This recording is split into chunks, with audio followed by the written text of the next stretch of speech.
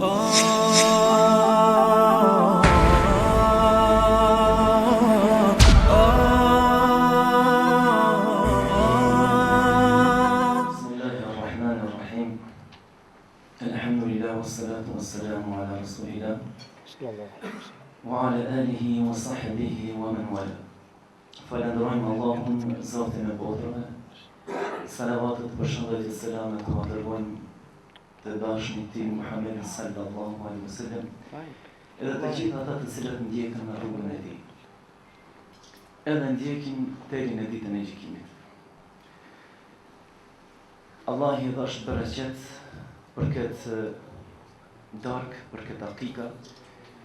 Allah i nderoft hoxhën Sadullahin, Allah i dhash shëndet, jetë gjatë edhe jetë dobishme.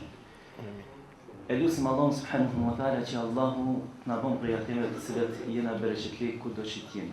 E lusim Allahun subhanahu wa taala që Allahu këtë mejlis ta bën maghfur, falun. E lusim Allahun subhanahu wa taala që Allahu t'u pranon këtë vepër të cilën ata e kanë bërë me niyet inshallah të pastër. Sigurisht se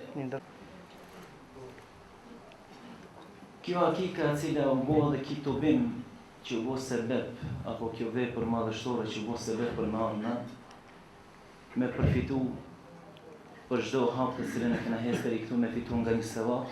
Sigurisht se sevapet kryesore i bojnë apo i marrin ata të cilët e kanë bërë këtë mezhlis apo i bën sebeb me bërë këtë mezhlis. Edhe sigurisht se shpresa jonë është e pandashme që të gjithë ata të cilët e kanë bërë këtë vepër madhështore që është hakika që kanë bërë për fëmijë, që Zoti u ka dhënë si dhuratë në këtë botë, stoli. Kjo vepër do të vazhdon, edhe do të ketë një lloj shpërblimi se do të jetë prej atyre të cilët e kanë gjallë. Jo ata të cilët e kanë gjallë të parë, jo ai i cili sejt e kanë gjallë, mirë po ata të cilët të parë e kanë gjallë. Edhe sigurisht se ata të cilët sot e kanë bërë këtë akika, unë shpresoj se kanë me qenë edhe prej të parëve. Pse? Se nuk ka marrë shumë hovë madh kjo. Ende po bëhet ngadal. Mirë po kur të vjen e hovi madh, sigurisht se shpërblimet keni mi marrë edhe ju, të cilët e keni bërë këtë akika. Këtë djali, hafëz i vogël, inshallah në tagma, e përmendin e ajet në fund. Inna nahnu nuhya al-mauta wa naktubu ma qaddamu wa atharahum. Allah subhanahu wa taala na thot se na gjithsesi do t'i ringjallmi ata të cilët janë të vdekur. Edhe do t'ja qesmi përpara që ja kena shkrujt krejta. Shej ka bu njëtën e tij, edhe ja ka vazhdu Allahu një fjalë të vogël. Wa atharahum. Jo vetëm ato shej ka bu, po edhe ato shej kalon gjurmë mas ndej edhe njerëzit kanë bu mas tij. Kështu që kjo vepër sigurisht ka me hi prej gjurmëve të cilët do t'i lojmë në tavmën në për gjeneratët e vëshme, edhe do të vinë shpërblime se Allah subhanahu wa taala me këtë ajet po na tregon se shpërblime kam na. Mirë po, sigurisht se këto vepra të cilët sot po i bojmë, që konsiderohen vepra madhështore, që e përmendi hoxha i nderuar hoxha Sadullahi, është ringjallje e sunetit. Sigurisht se është ringjallje e sunetit. Mirë po kjo ringjallje e këtij sunetit nuk bëhet pa mbështetje. Pse? Se njeriu pa u mbështet se Zoti këto fëmijë të cilët do t'ja jap në të ardhmen, edhe një pas një do t'i bëjë këto fëmijë edhe këto akikat, krijo e lip një mbështetje të fortë, pasi që kjo mbështetje me të madhe ka hupsët. Me të madhe është ndalë nataliteti. Pse? Friga se njerëzit kanë filluar me mendu mas 20 vjetëve. Çka do t'i ndodh fëmijës tem? Mas 20 vjetëve fëmia jema do të ketë pare mu martu. Mas 20 vjetëve a do të ketë mu shkollu. Mas 20 vjetëve a do të ketë fëmia jem me pas për me ndresh një shtëpi e kështu me radhë. Ai fillon prej tashit me i paramendu se si duhet me i bo milionat hazër për me i rrit këto fëmijë. Atëherë mëzi i del shumë e madhe, atëherë thot ma mirë punej me 1, 2, edhe ma shumë nuk veçoj. Kështu që kjo e lip në mbështetje të fortë e cila ka hup të na. Allahu subhanahu wa ta'ala ka thonë wa ma tawfiqi illa billah.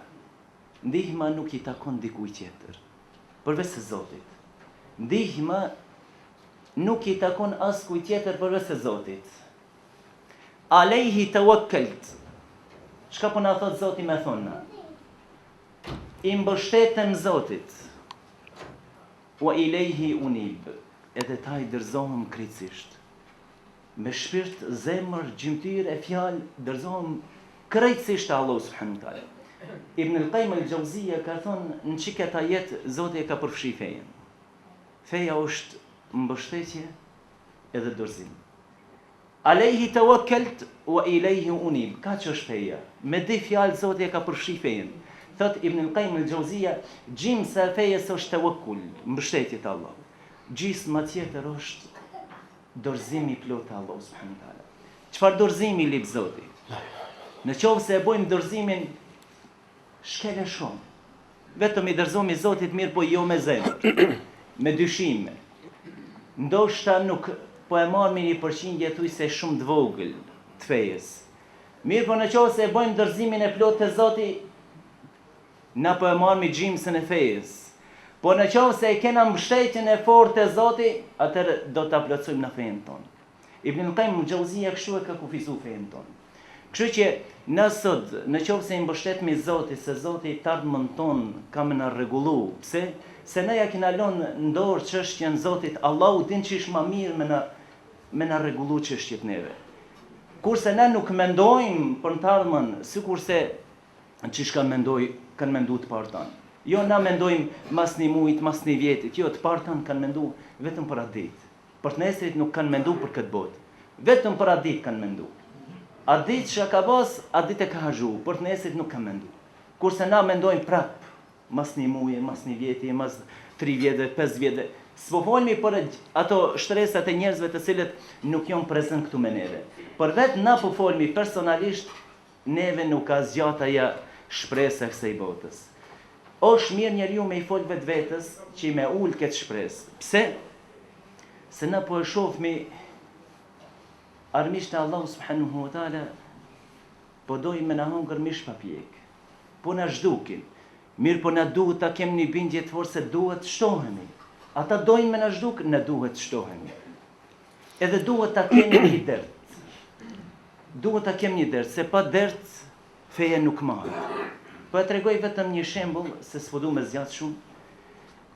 Musliman çfarë gjendje janë duke jetuar në Perëndim. Një person, po I thojmë musliman në thojza, të cilët kanë shkuar në Perëndim, se na po e dim, ata të cilët e kanë marrë Perëndimin, nuk e kanë marrë për shkak Islamit, e kanë marrë për shkak dunjajës. Edhe po I tregon hoxhës një person, thot dhim shumë, edhe shumë me emocione po I tregon për qenin e vetë. Qish e ka po operacion edhe I ka kushtu mbi 10.000 euro apo franga apo dollar.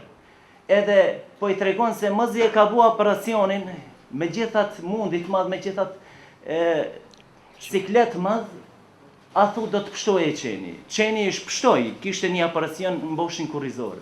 Mirë, po nuk mundet me lëviz qeni. Edhe mjeku I ka thonë atina, filan ti duhesh me na dhon leje neve, këti qenit me ja dhon injekcion edhe me lon me vdek, apo me ngordh, pse se me lon në këtë gjendje, ki do të vunë shumë jetën e ardhshme. Edhe ki ndoshta do të ketë dhimbta të mëdha.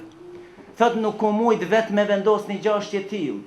E kum thirr familjen e ngushtë, vajzat e djemtë e gruajt, çka po thoni? Ato derisa u vonum derisa e morëm vendimin. Kur e morëm na vendimin, I thamë që po, be pranojmë një çështje tillë. Ato thanë po mirë, na tash e morëm lejen për juve. Na duhet tash ta mbledhmi këshillin e spitalit, edhe ta vendosmi këtë çështje me këshill se si me avu. Për një qenë, gjithë këto derdhe, gjithë këto gajle. Muhamet Hasani një poezi e ka thonë. E ka thonë për qish njerëzit mendojnë se një çështje shumë e vogël edhe personale është shumë ma madhe se sa një çështje e cila është e përgjithshme. E ka thonë një poezi për çështjen e vrasjes të fëmijëve në Palestinë. Ka thonë qatlu mri'in jarimatun la tuktafar wa qatlu sha'bin aminin mas'alatun fihi an-nadar. Mu vrajt një njeri, po thonë e ki bo një krim që nuk mujtët mu lajt ki krimi. Ku do që e ki bo këtë? Mirë po mu vrajt një popull i cili është i besueshëm edhe besimtar, edhe njerëz janë musliman, pa duhet me këshirë këtë mesele se çka duhet me bo. Edhe në qovë se marmi edhe thojmë, katlu kelbin, meridhin, fil garbi, elemun, la ju të hammel, wa katlu, alafu, atfalin e brijain, la ju himmuhumul emru.